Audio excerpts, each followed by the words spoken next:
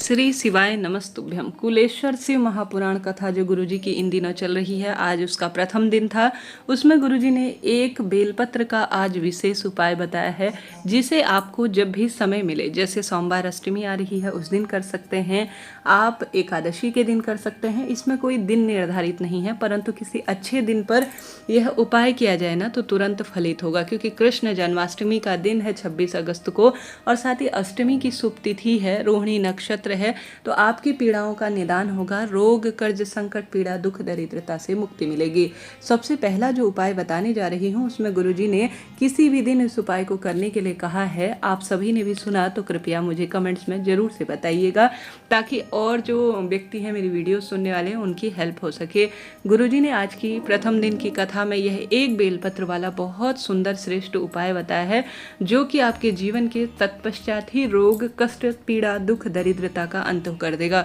खासतौर पर उन महिलाओं को जिनके शारीरिक परेशानियां बहुत हो रही हैं, पेट से संबंधित, संतान प्राप्ति से संबंधित, रजोधर्म से संबंधित, या शरीर के किसी भी हिस्से में आपके परेशानी हो रही है, तो आपको यह महिलाओं को खासतौर पर उपाय करना चाहिए। देखिए, जैसा मैंने शुरू में बताया, आपको कभी भी किसी भी दिन कर सकते हैं, अष्टमी, एकादशी, प्रदोष, कोई सा भी शुभ दिन आप चुन सकते हैं, जब भी आपको समय मिले तभी किया जा सकता है। अब यह उपाय घर का कोई एक सदस्य कर लेगा तो भी पर्याप्त रहेगा। जिसके तबीयत दिक्कत में रहती है, जैसे दवाई खाकर दिन की शुरुआत होती है, वह भी कर सकता है स्वयं अपने लिए, या आपकी स्थिति नहीं है मंदिर जाने की तो अन्य व्यक्ति भी इस उपाय को कर सकते हैं। जैसे आपकी बेटी आपके लिए कर सकती है, मम्मी बेटी के लिए कर सकती है, आपके पति जाकर कर लें आपके लिए यह उपाय, या कोई भी एक सदस्य कर लेगा तो भी पर्याप्त रहेगा। ठीक है जी। अब आपको उपाय करने के लिए सामग्री की आवश्यकता होगी। एक गोल बत्ती के घी के दीपक की, अपनी मार्ची इस पूजा की थाली में रख लीजिए। साथ ही आप सभी को जल के लोटे की आवश्यकता होगी। आपकी इच्छा है, सोमवार का श्रेष्ठ दिन है या किसी भी श्रेष्ठ दिन आप कर सकते हैं। आप भगवान की सेवा में जो भी समर्पित करना चाहें वह तो सर्वश्रेष्ठ है ही।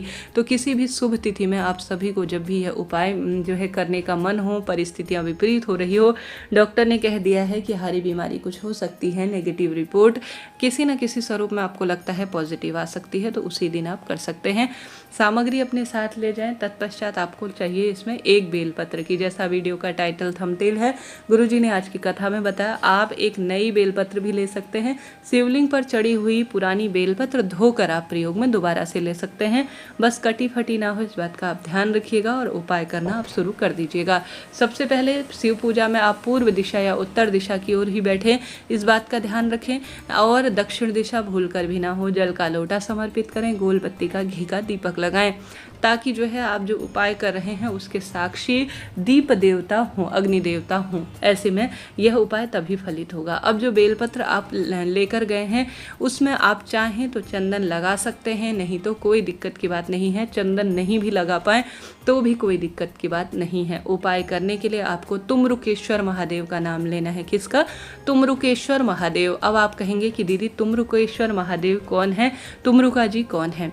तो तुमरुका जी वही हैं जिन्होंने शिव महापुराण की कथा महादेव और माता रानी को प्रथम बार सुनाई थी। ऐसा उन्हें वरदान प्राप्त है कि हे तुमरुका जी, हे तुमरुकेश्वर महादेव, तुम्हारे नाम से जो भी उपाय करना शुरू करेगा उसके जीवन में रोग नहीं होंगे, संतान संबंधी परेशानी नहीं होगी, और उसके जीवन में दुख दरिद्रता का अंत हो जाएगा। तो नारी के जीवन में जब परेशानी हो, रोग पनपने लगे, हमेशा परेशानियां खाने लगे, हर स्वरूप में उनको दिक्कत होने लगे, दवाइयाँ पैसे जो है कहीं ना कहीं बहुत श्रेष्ठतम स्वरूप से कमाए गए अनगिनत खर्च होने लगे, तो तुमरुकेश्वर महादेव का नाम बहुत फलित होता है। तो आप सभी को तुमरुकेश्वर महादेव का नाम लेकर पूजा विधान करने के बाद आपको जो बेलपत्र है उसे समर्पित कर देना है माता अशोक सुंदरी के स्थान पर। ठीक है, कहाँ समर्पित करना है?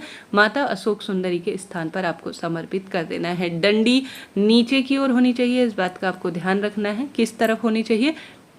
डंडी जो है नीचे की ओर और तीनों पत्तियां ऊपर की ओर होनी चाहिए। इस बात का ध्यान रखते हुए तुमरुकेश्वर महादेव का नाम लेते हुए उपाय करना है। तत्पश्चात आप सभी को पूजा आराधना हो जाए, वहां पर अपना हाथ जोड़ लीजिए, कष्ट संकट पीड़ा मुक्ति के लिए प्रार्थना कर लीजिए।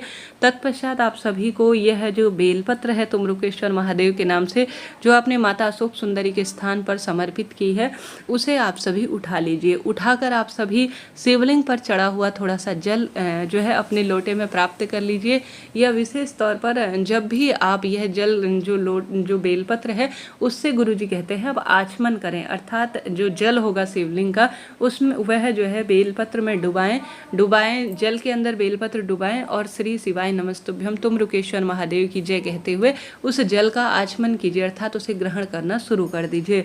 1-2 बार ही यह उपाय करना शुरू करेंगे तो गुरुजी कहते हैं आपके रोगों में जो है आराम मिलना आरंभ हो जाएगा। तो करके देखिएगा, कमेंट्स में लिख दीजिए तुमरुकेश्वर महादेव की जय। जो भी तुमरुकेश्वर महादेव के नाम से यह आचमन करना, आप चाहें तो इस बेलपत्र को दवाई समझकर खा भी सकते हैं, कोई दिक्कत की बात नहीं है। ठीक है जी, यह उपाय हो गई। मैंने कोशिश की आपको बहुत अच्छे से बता पाऊँ, समझा पाऊँ।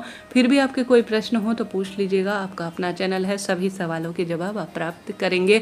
बढ़ते हैं दूसरे सरल से उपाय की तरफ। जैसा कि आप जानते होंगे सोमवार की अष्टमी आ रही है। इस दिन का आप सभी को और मुझे भी बेसब्री से इंतजार रहता है।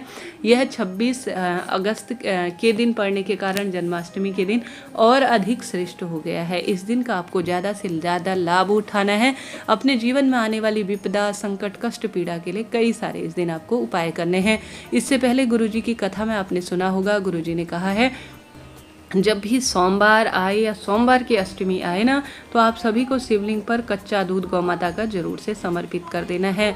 ऐसा करने से संतान संबंधी सभी परेशानियां दूर हो जाती हैं, रोग, कष्ट, संकट, पीड़ा से मुक्ति मिल जाती है। अब इसके बाद जानते हैं सोमवार अष्टमी के दिन किया जाने वाला एक और सर्वश्रेष्ठ उपाय, जो कि गुरुजी ने कहा है आपके जीवन में जो पीड़ा, दुख, तकलीफ, कष्ट, संकट चल रहे हैं उसका निदान स्वयं ही महादेव कर देंगे। जैसा कि आप जानते होंगे नीला फूल जी, जिसे गुरुजी गुलाबी फूल भी कहते हैं, जिसे मंदार, आंकड़ा भी कहा जाता है, वह आपको लेना है उपाय को करने के लिए। साथ ही गुरुजी ने कहा है जब सोमवार अष्टमी पड़े एक नीला फूल अपनी मनोकामना कहकर जो भी शिवलिंग पर माता अशोक सुंदरी के स्थान पर स्पर्श कराकर अपनी मनोकामना कहकर मंदार अर्थात आंकड़े का फूल जो शिवलिंग पर चढ़ा देता है, उसके जीवन के रोग, कष्ट, संकट, पीड़ा, दुख, दरिद्रता का अंत हो जाता है।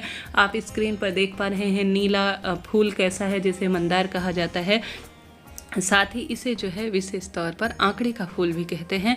यह फूल आपको माता अशोक सुंदरी के स्थान पर स्पर्श कराकर सोमवार अष्टमी के दिन अपनी मनोकामना कहकर शिवलिंग पर चढ़ा देना चाहिए। ऐसा करने से आपके पारिवारिक, शारीरिक, मानसिक जो भी पीड़ा चल रही है उनका निदान निश्चित रूप से हो जाएगा।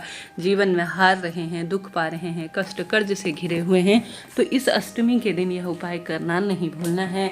सोमवार अष्टमी अपने आप में एक चमत्कार के स्वरूप में कही गई है। इस दिन का अगर लाभ उठा लिया जाए तो भाग्य की रेखाएं अपने आप ही प्रबल हो जाती है, वह भी सोमवार की अष्टमी का तो कहना ही क्या है। इस दिन का खूब लाभ उठाएं और भाग्य की रेखाओं को प्रबल करें। इससे पहले मैंने 2-3 वीडियो आपके संबंध में पेश की हैं, आप सभी उसे देखिएगा, बहुत आपके काम आएगी और आपके परिवार के सभी संकट दूर करेगी।